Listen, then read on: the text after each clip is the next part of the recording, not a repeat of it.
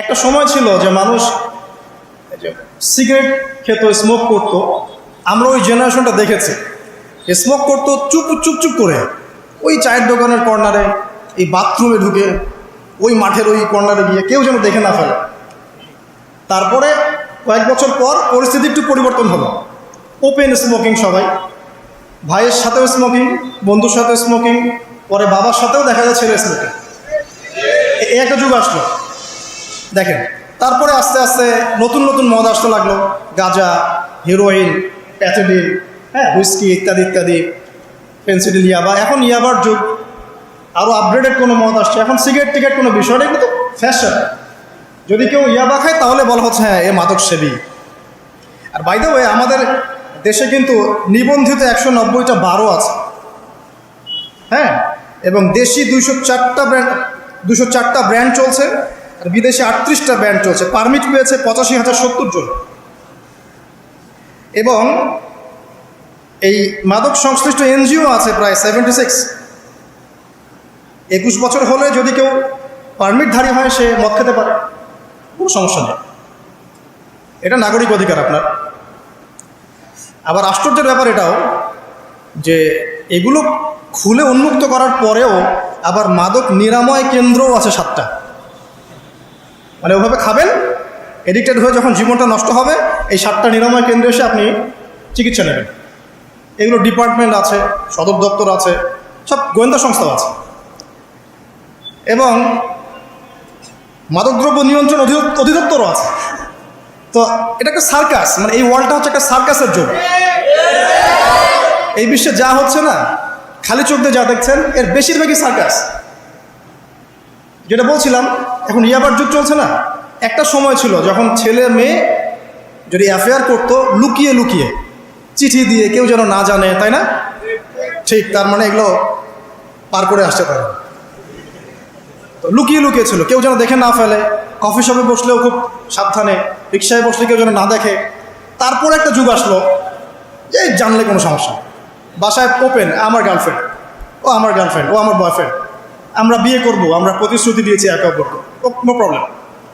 তারপর একটা যুগ আসলো যে যেহেতু প্রেম করছি, বিয়েই তো করতে যাচ্ছি, তো সেক্স করলে সমস্যা কোথায়? তখন আবার সেক্সুয়াল অ্যাক্টিভিটি শুরু হলো। মেয়েরা যদি বাইরে বের হতো, তাহলে যদি কোনো মেয়ের শর্ট কামিজ থাকতো বা আটো-শাটো পোশাক থাকতো, সে গিল্টি ফিল করতো যে সবাই আমার দিকে তাকাচ্ছে, কেমন লাগছে। আর বেশিরভাগ মানুষ এমনটা করতো না, ওই কয়েকজন করতো। আস্তে আস্তে একটা যুগ আসলো যে না, এখন বেশিরভাগই করে, সয়ে গেল এটা। তারপর একটা যুগ আসছে সরাসরি সেক্স, প্রেম টেম কিছুই নাই, এখন খালি সেক্স। পতিতালয়ে যাব, সেক্স করব, চলে আসবো। গার্লফ্রেন্ডের সাথে সম্পর্ক, লাগে সেক্স, তারপরে বাছবিচার করে দেখবো কোনটা ভালো। আর বাই দ্য ওয়ে, আমাদের দেশে 14টা পতিতালয় আছে, হ্যাঁ। আর এগুলো আমি বানিয়ে বলছি না, আপনি গুগল করলেই দেখতে পারবেন। তারপর একটা যুগ আসছে এখন যে হিজাব তো সরিয়েছি, তারপর আস্তে আস্তে ড্রেসটা একটু ছোট হলো, তারপর একটু টাইট ফিটিং, ঠিক আছে, আরেকটু শর্ট করতে করতে এখন রেভলিউশন আসছে, এটাও খুলে ফেলে দিতে হবে, এটাও রাখা যায়। আমি আপনাকে বলে দিই হাদিস থেকে, এরপর কি হবে। ওই যে গোপনে গোপনে জেনা এবং এই যে অল্প অল্প অশ্লীলতার যুগটা থেকে যখন প্রকাশ্যে জেনা আর অশ্লীলতার সয়লাভের যুগটা আসছে এখন, এরপরে হবে কি, মানুষ রাস্তাঘাটেই জেনা করবে। রাস্তাঘাটে, এইখানে কেউ সেক্স করতেছে, ওইখানে কেউ সেক্স করতেছে, ওইখানে দেখবেন, এইখানে দেখবেন। বিশ্বাস হচ্ছে না? এটা নবী সাল্লাল্লাহু আলাইহি ওয়াসাল্লাম বলেছেন যে কিয়ামত হবে না ততদিন পর্যন্ত, যতদিন মানুষ রাস্তাঘাটের আনাচে কানাচে জেনা করবে না। তখনকার সবচেয়ে ভালো মানুষ যে হবে, সে কে জানেন? যে গিয়ে ওদেরকে বলবে যে কাজটা এখানে করছো, একটু দেয়ালের পিছনে যাই করতে পারতো না, এ হবে সবচেয়ে ভালো মানুষ। হাদিসে এমন ভাষা এসেছে। তো যুগ কিন্তু হঠাৎ করেই এরকম ফাসাদপূর্ণ হয় নাই, আস্তে আস্তে আস্তে আস্তে দেখেন, প্রথমে মাদক গোপনে, দেন প্রকাশ্যে, তারপর একটা ফ্যাশন হয়ে গেল, সবাই খাচ্ছে, কে কি বল। প্রথমে পর্দা সবাই করতো মোটামুটি, 100 বছর আগের যুগে যান দেখবেন ম্যাক্সিমাম পর্দা। তারপরে আস্তে আস্তে রেভলিউশন, ফ্যামিনিস্ট রেভলিউশন, কাপড় ছোট হতে হতে হতে এখন বিকিনি যুগ আসতেছে, সবাই বিকিনি পরে ঘুরবে।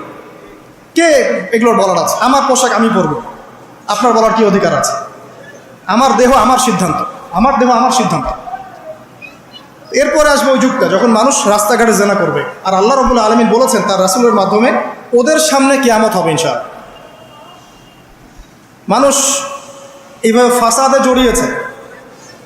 মুসলিম পরিবারে জন্মগ্রহণ করার পরেও এই জিনিসগুলো অমুসলিমরা করুক, খ্রিস্টানরা করুক, বৌদ্ধরা করুক, ইহুদিরা করুক, আমাদের কিচ্ছু যায় আসে না। ওরা সারা দেশ সভ্যতা একাকার করে ফেলাক, আমাদের কিচ্ছু যায় আসে না। তো মুসলিম পরিবারে জন্মগ্রহণ করার পরে একটা মুসলিম ছেলে মুসলিম মেয়ে কীভাবে এগুলো করতে? দেখবেন মুসলিম পরিবারে জন্ম নিয়েছে, নামাজ নাই, কোরআন তেলাওয়াত নাই, আল্লাহর তো জিকিরের কোনো খবরই নাই। তারপরে দিব্যি সুদ খাচ্ছে, ঘুষ খাচ্ছে, এটা ফ্যাশন। দুর্নীতি এটা কমন, সবাই করে, আমি একটু করলে সমস্যা কোথায়? সবার ভিতরে একটা মানে আত্মিক দুর্নীতি, মানে আমাদের আত্মাটাই দুর্নীতিগ্রস্ত হয়ে গেছে। যখন একটা মানুষের আত্মা দুর্নীতিগ্রস্ত হয়ে যাবে তখন তার কাজগুলোও হবে এরকম।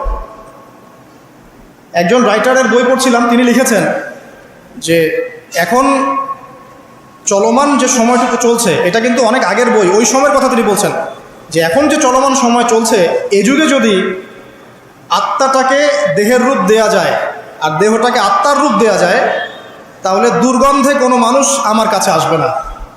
আমি বুঝাতে পারিনি মনে হয়। আমাদের সুন্দর দেহটাকে যদি আত্মা বানিয়ে দেওয়া হয় আর আমাদের কুৎসিত আত্মাটাকে যদি দেহ বানিয়ে দেওয়া হয়, এত বিভৎস দেখাবে, সামনে কেউ যাবে না। তো যেটা বলছিলাম, ধর্ম মুসলিমদের মধ্যেই ফাসাদ চলছে, ইকোনমিক সেক্টরে ফাসাদ, রিবা, দুর্নীতি, সুদ, ঘুষ, কমন, এগুলো সবাই করছে।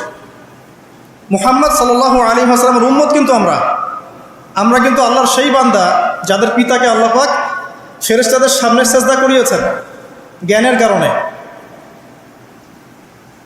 সমাজের ক্ষেত্রে যান, দেখবেন সমাজের কাঠামোগুলো ভেঙে পড়ছে।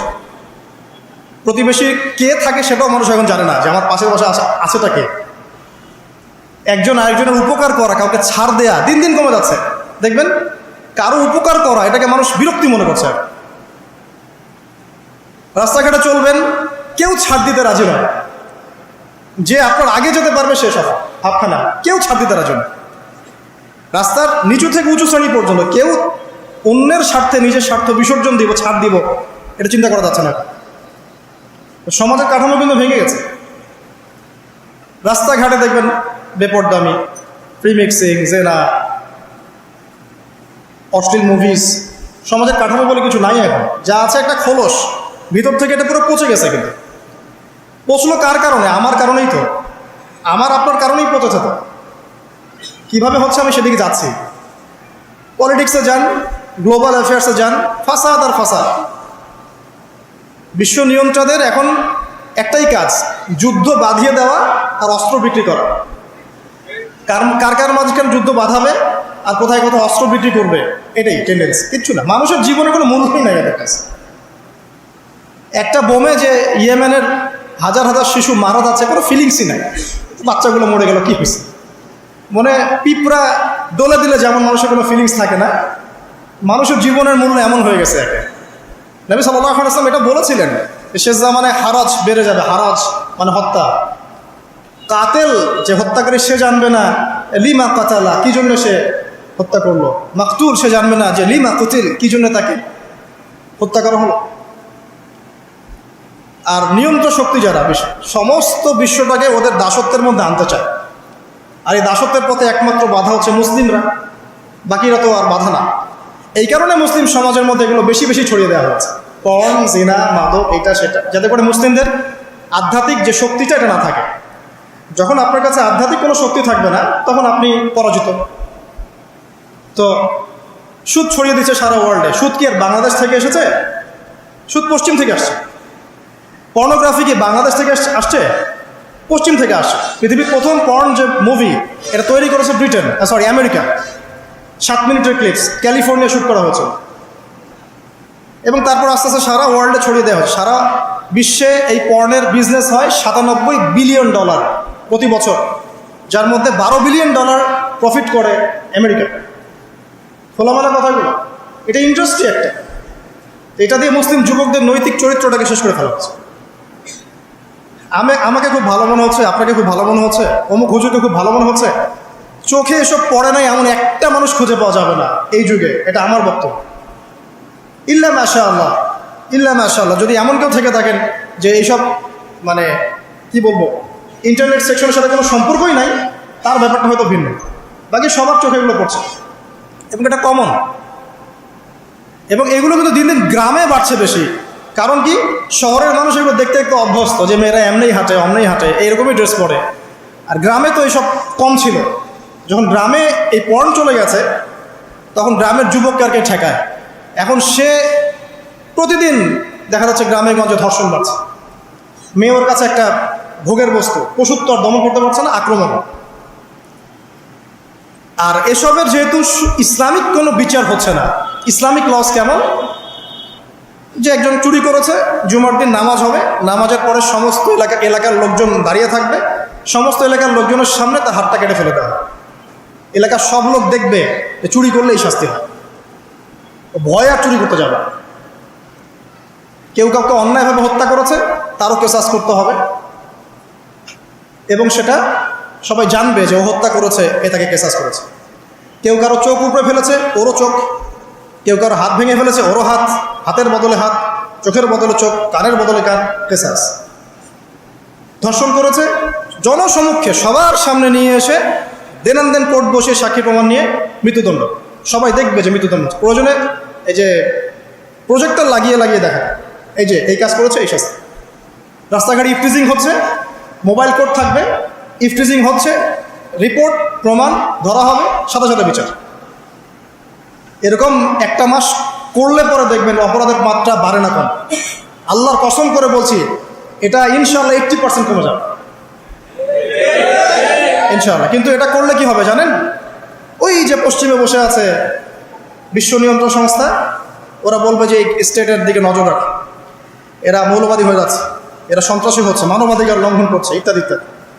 অর্থাৎ তুমি মিয়া সারা বিশ্বের মধ্যে লাখ লাখ মানুষকে বোম মেরে হত্যা করে দাও, তোমার মানবাধিকার লঙ্ঘন হয় না?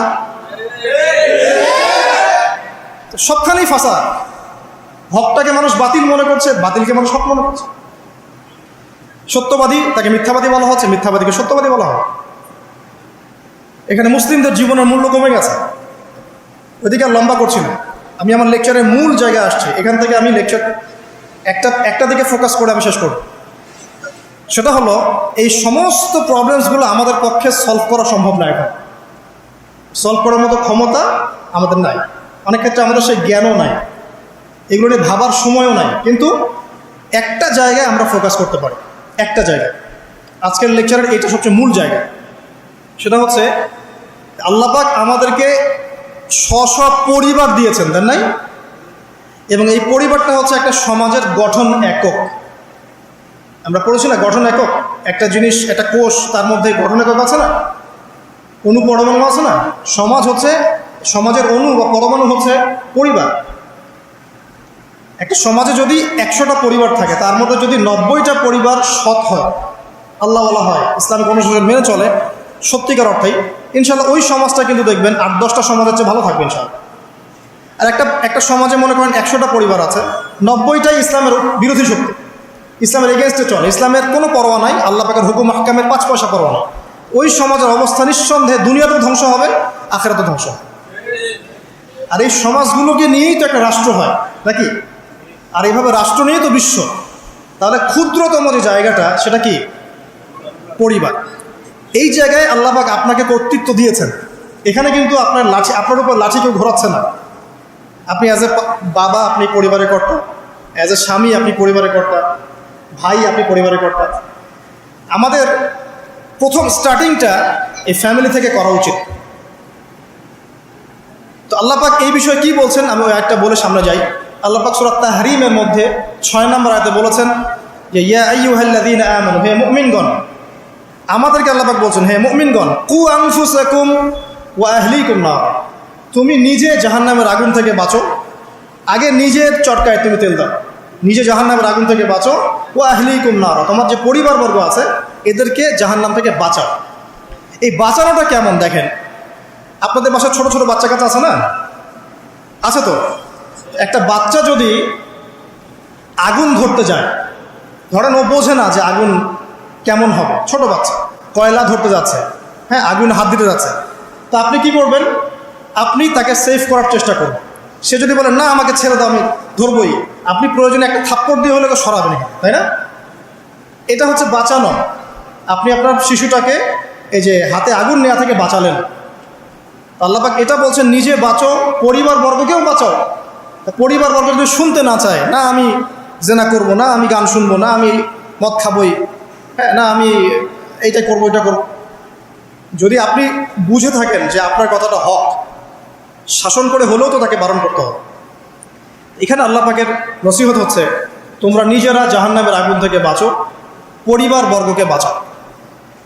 কোন জাহান্নাম থেকে বাঁচবে? আলাইহা মালাইকাতুন গিলাজুন শিদাদ, যেই জাহান্নামে কঠিন কঠিন মনের ফেরেশতারা আছে, পাষাণ মনের ফেরেশতা।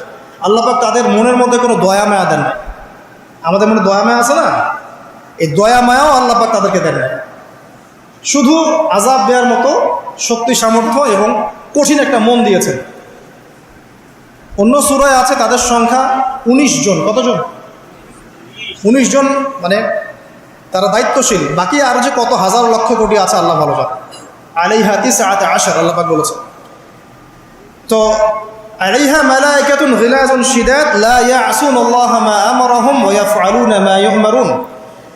আল্লাহ পাক ওই ফেরেশতাদেরকে যে আদেশ করেন সেই আদেশ পালনে তারা বিন্দু মাত্র গাফেলতি করে না। এই সব ফেরেশতা থেকে যারা জাহান্নামের প্রহরী, এই জাহান্নাম থেকে তুমি নিজে বাঁচো, তোমার পরিবারকে বাঁচো।